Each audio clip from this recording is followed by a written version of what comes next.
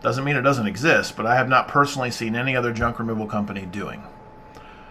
That could be a bad thing, or that could be a really good thing. But I will go on the record today and say, okay, this is mostly just for documentation purposes. Maybe I'll use it somewhere in the future, because I really, truly, if I had more time or I had the staff currently to document everything, I would love to be documenting this journey and sharing it on YouTube with no strings attached to let people enjoy, gain some insights, roast me or roast us, and all the things.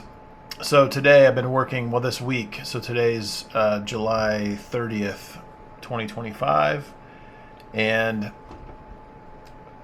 Judah and I started Dem Junky Boys, the concept and the name and everything, roughly 2 months ago. And just as soon as we kind of started getting some traction and getting things live, we got our truck. We did our first few jobs with our old van, an old Chrysler Town and Country. And then we got a truck finally. And then we had to go on vacation because vacation was booked. And so we came back about a week and a half ago, and we're ready to hit the ground running. And we did have a couple of jobs, and then haven't really heard anything because we haven't been doing marketing. So rather than, we set a goal for August of 2025 to hit $10,000 in.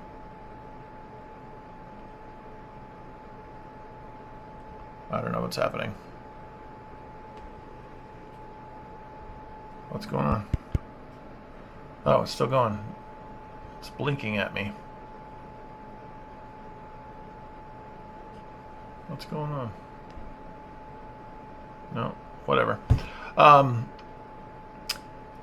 We set a goal for August 2025 to hit $10,000 in revenue. And so rather than trying to push this week leading up to August, I was like, you know what? Let me take this week to really try to get our back end systems down. Let me go ahead and train our voice and our chat AI. So this week has been dedicated so far to just dealing with our voice AI agent. It's because if it's him and I and just Judah and I in the truck, we don't have anybody to answer phones or respond to texts. But I do have the technology to train AI to help with those types of things. And will that repel some people? Absolutely. But hey, that's the way the future is going. I don't want to shape and mold our business for people who are stuck in the past. So, if 10 people call and 3 or 4 of them get turned off that they're talking to an AI assistant, they're not my customer. At least not now. Maybe in the future they will, when they realize that every business has a AI assistant or many AI assistants. Anyway, so my week has been doing all of that. What started with just trying to get the AI, the voice AI agent, trained and up to speed, has turned into all these other little branches that need to be addressed. So as you can see here, my screen keeps disappearing. As you can see here,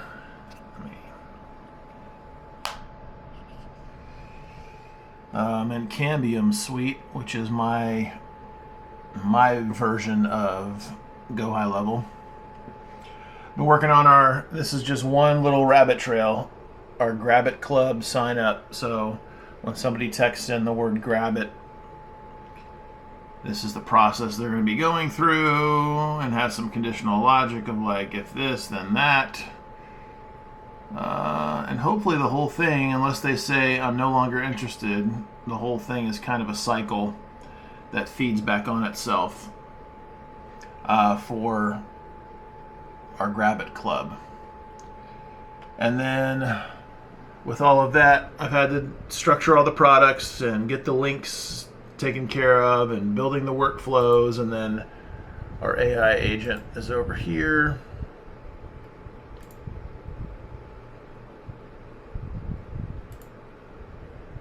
So all of this started right here.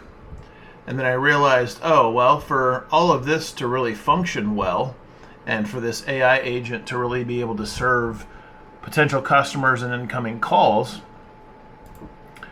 I really got to have all the other stuff kind of in place so that the AI agent has workflows to trigger and all that kind of stuff.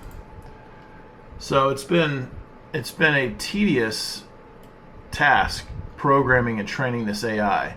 So many would-be AI gurus kind of talk to the masses as if AI is so easy. Just, you just click a couple buttons and all your stuff is done for you.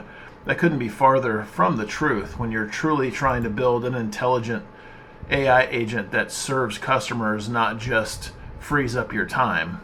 Because there's a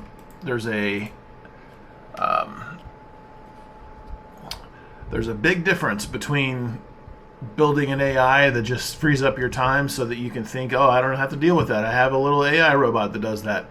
There's a big chasm between that and building an AI that actually serves a customer as well or better than a human can. Huge difference. So it started with all of the voice AI programming, and this is like the fourth or fifth maybe iteration of the programming for the AI. And I've been working back and forth with ChatGPT to really try to hone in. So it's a tedious hours and hours long process to really program an AI agent to the point where it does a really good job and doesn't screw stuff up. So last night I had everything pretty dialed in, and then I started noticing that it was, even though in the transcript it had the email, so when it asked the customer, in the booking workflow to get their phone or their email address, it asks for their email address and they have to speak it into the phone. And even though the transcript was correct, the AI agent somehow added some letters to the email address. And that's really challenging to fix because that is still a limitation within this technology. So that's what I've been working on for Dem Junky Boys. I'm so excited. Everything does take a little bit longer, or a lot longer than we typically anticipate.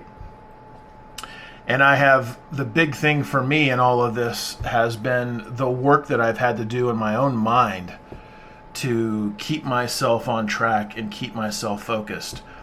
Because when you get so deep in the weeds on something that is important, at least for me, my mind starts telling me, you're wasting time, this is taking too long, this isn't necessary, this isn't important. And my track record in the past is so many projects like that, because I have a vision that's so far ahead or so detailed that I don't fully realize how much work it would take to bring that vision to fruition until I get into it and I realize, oh my gosh, this is way more complex than I ever imagined. And then I either get exhausted of it and abandon it, or time runs out and life takes over and I abandon it. So that's been the hard work for me beyond this programming AI crap, to really get inside my own head and coach myself through my stinking thinking. I keep reinforcing the thoughts of, this is important. This is preparing for the future. This hard work now, even if it's harder and takes longer than you thought it would, this is what's going to make the future Dem Junky Boys able to work harder and stay focused out in the field, helping people actually move their junk out. This is the work that is going to enable that to happen. So this is very, very important.